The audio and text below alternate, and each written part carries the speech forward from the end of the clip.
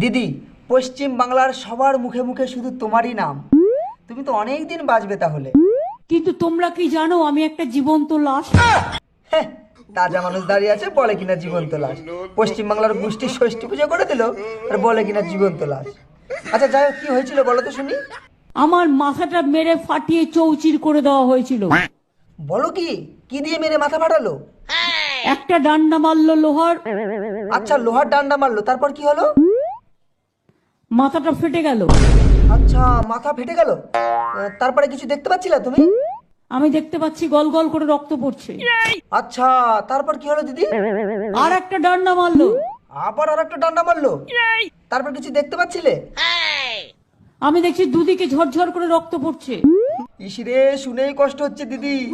বলছি তারপরে কি ডান্ডা মারা বন্ধ হয়ে গেছিল নাকি আরো মেরেছিল? থার্ড ডান্ডা মারলো। আবার ডান্ডা? ওরা তো